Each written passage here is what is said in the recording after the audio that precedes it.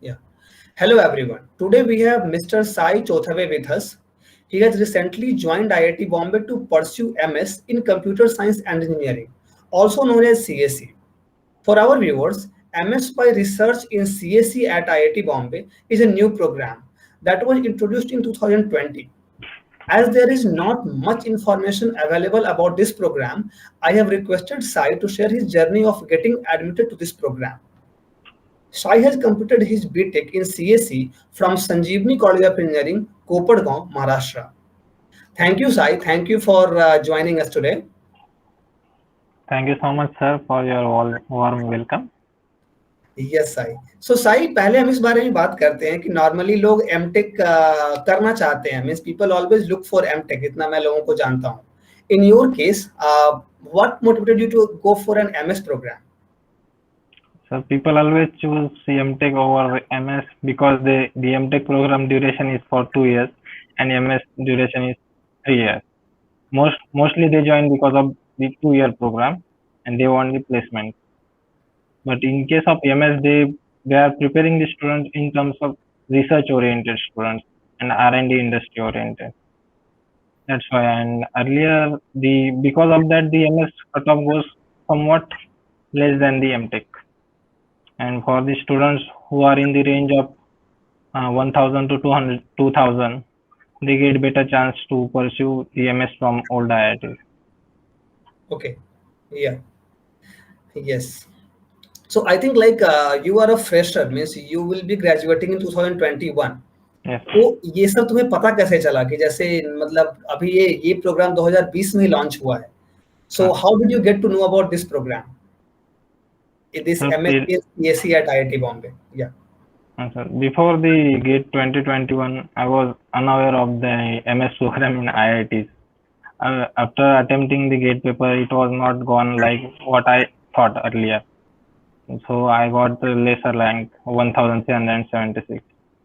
So I get demotivated because of that. I will not get any old IITs.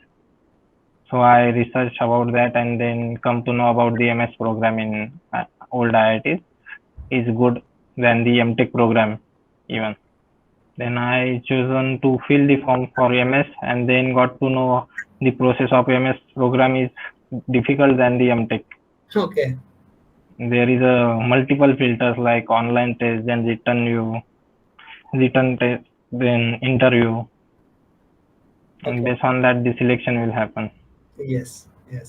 So I think जैसे तुमने बताया कि तुम्हारी 1300 कुछ तुम्हारी रैंक थी बट स्टिल तुम्हें आईआईटी बॉम्बे में सीएस डिपार्टमेंट में एडमिशन मिला एमएस प्रोग्राम में है ना तो आई थिंक ये हमारे व्यूवर्स को भी काफी मोटिवेट करेगा कि एमएस प्रोग्राम में रैंक शायद उतना मैटर नहीं करता बाद में चीजों में कैसा परफॉर्म करेंगे वो मैटर करेगा So there is also shortlisting criteria of GATE score also. Okay.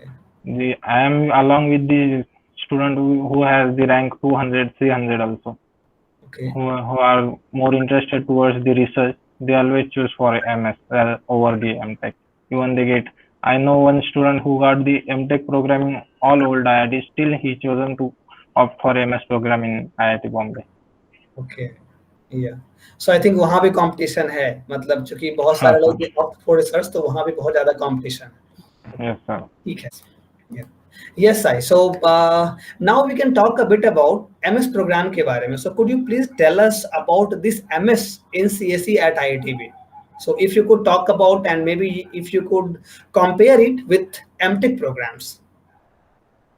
Yes, sir. The MS program is basically the towards the research oriented program, and the MTech program is mainly focused towards the placement oriented. How students get into industry as early as possible, and it is bounded to 2 year program. But the in MS it is flexible program for 1.5 years to 3 years, and the student has to do their research thesis on the allocated guide.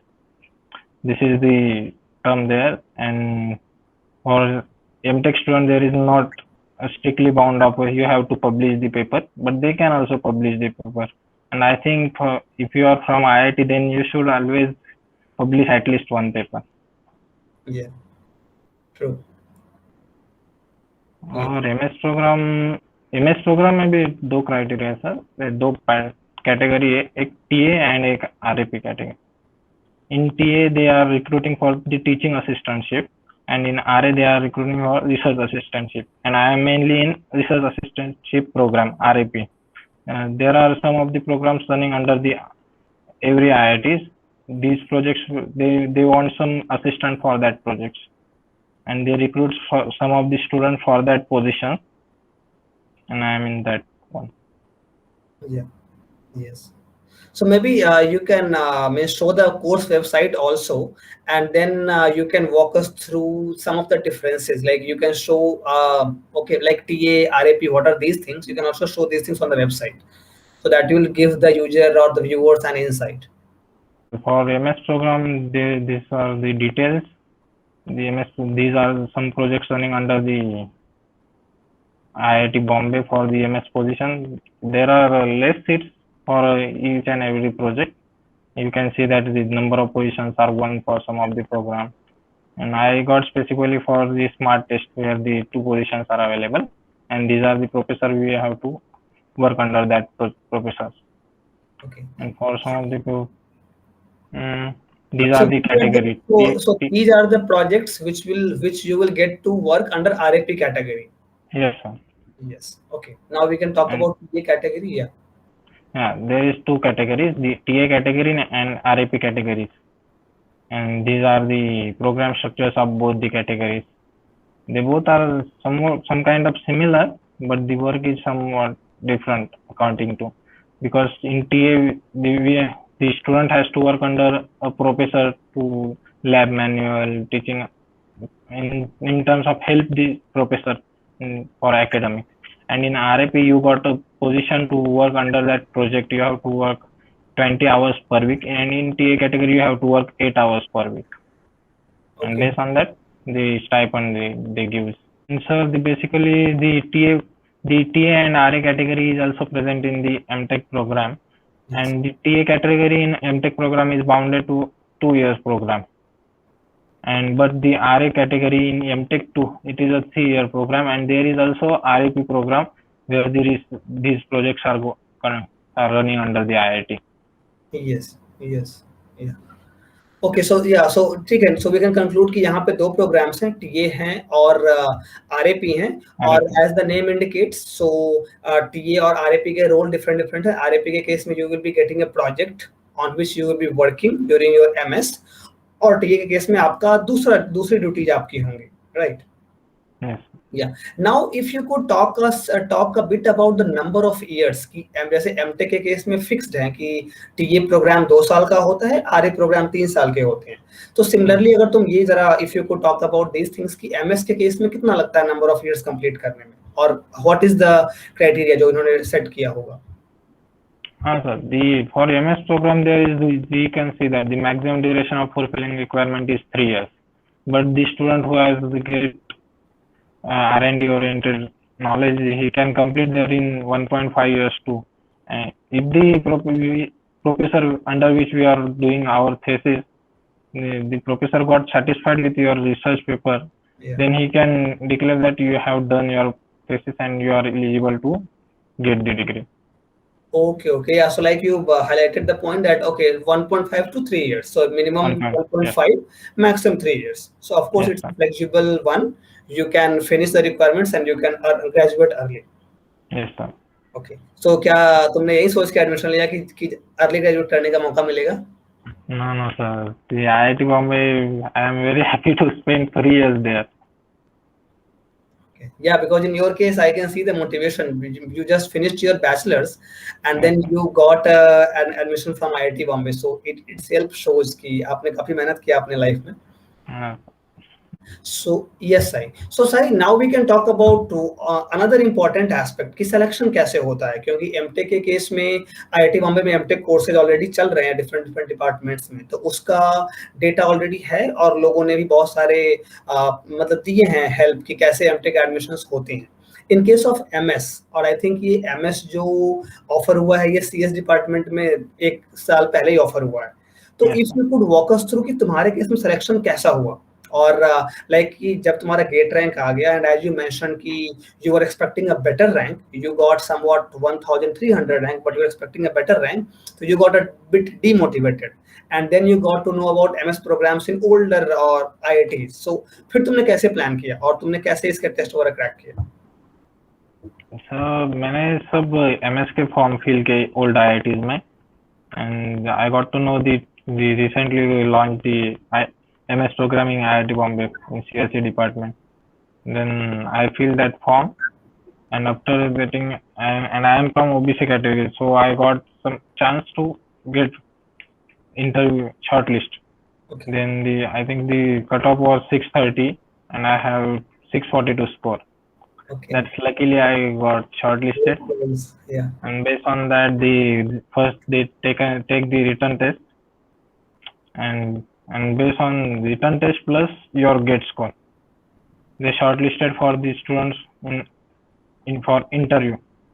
Okay. And I was for RAP category, so I was get allocated to that professors for whom I am going to work under them. Okay. And then I got chance for two projects. Yeah, and the professors were same professors, and I got a chance. They conducted only one interview on my project, and then after that the interview gone very well, and I thought yeah there is some chance even with I have a low gate score, but the interview gone is very good. Yeah. So after getting that I finally I got the selected in MS.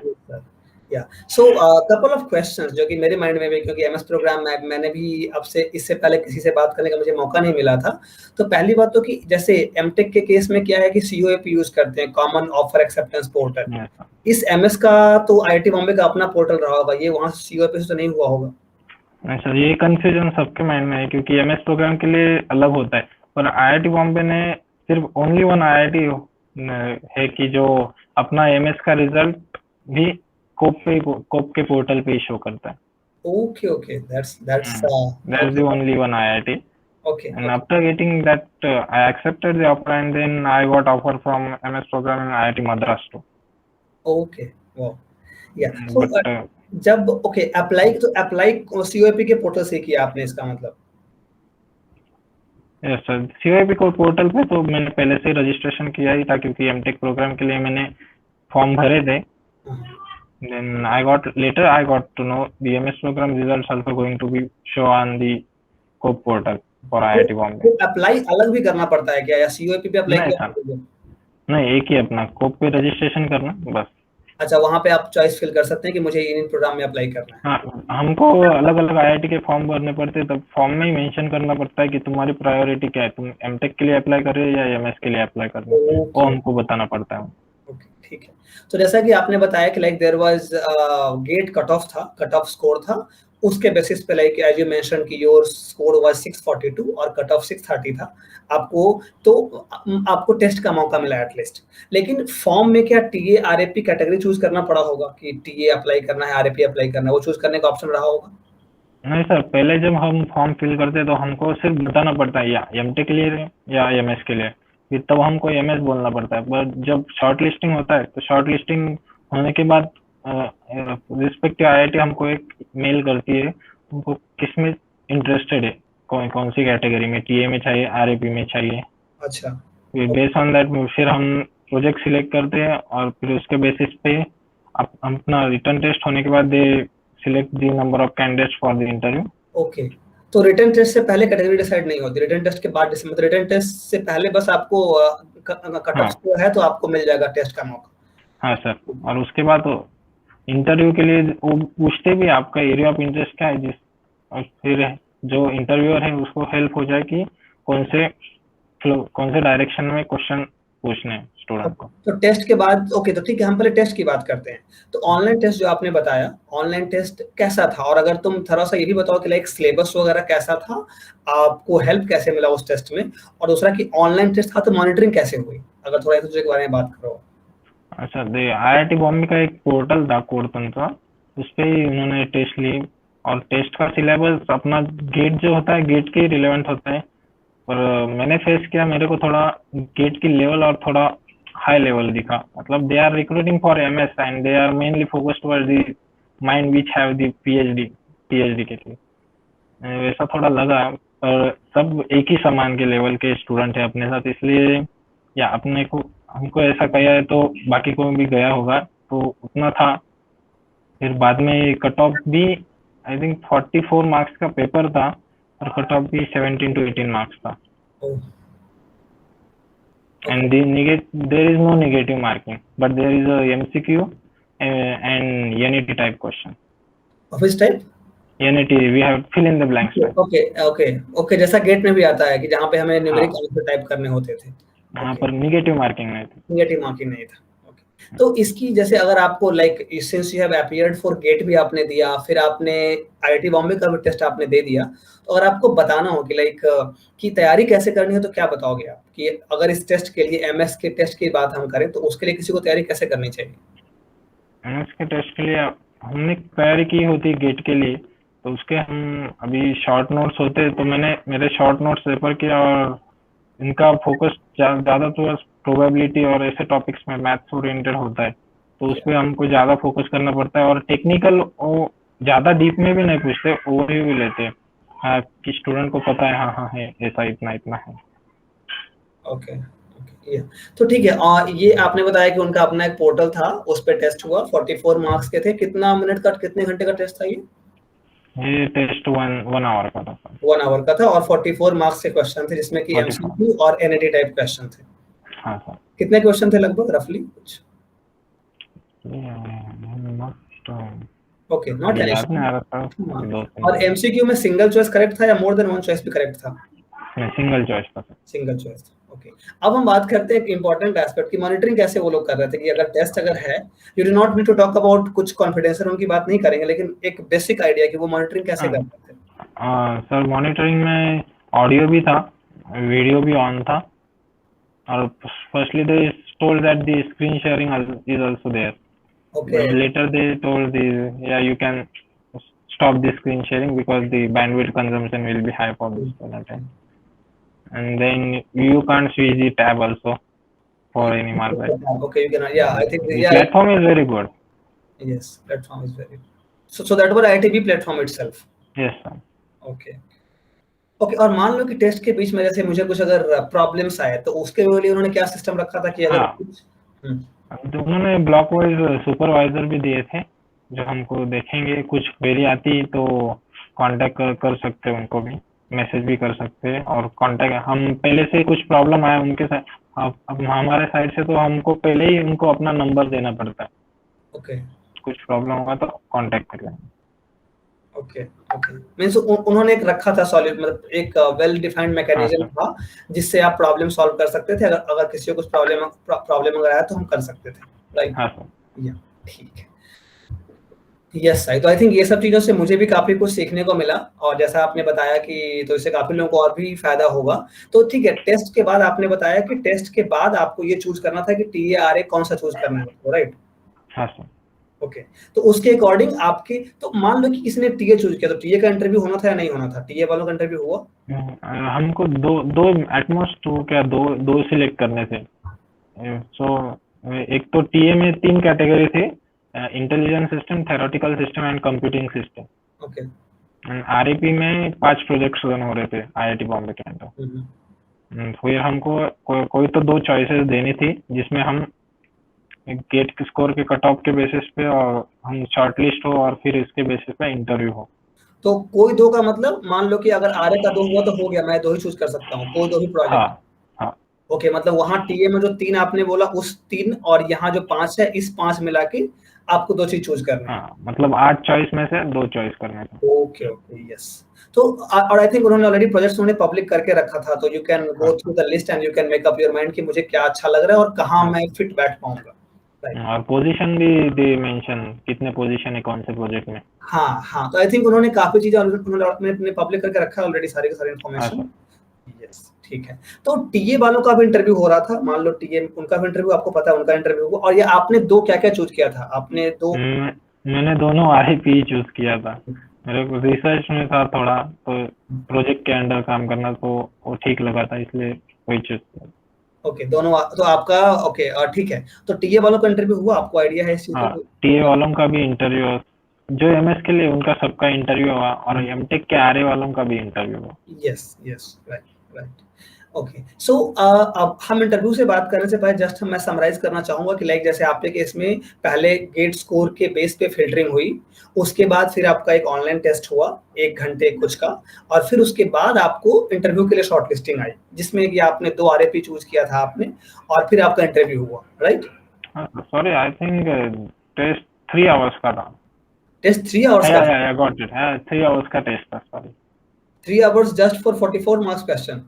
Yes sir, the level you can Yeah, understand. now I can understand. Now I think anyone can understand कि अगर 3 घंटे में अगर 44 marks solve करना है तो इसका मतलब प्रॉपर न्यूमेरिकल था, आपको बैठ के सॉल्व करना पड़ा होगा अपने एंड पे, रफ हाँ सर, वगैरह पूरा यूज कर। कंसेप्ट ओरिएंटेड, वो पूरा कंसेप्ट पे टेस्ट कर रहे थे। ओके, मींस ऐसा नहीं था कि जस्ट एक डेफिनेशन है टिक कर दिया, ऐसा कुछ नहीं, यू हैव टू सॉल्व नहीं पूरा।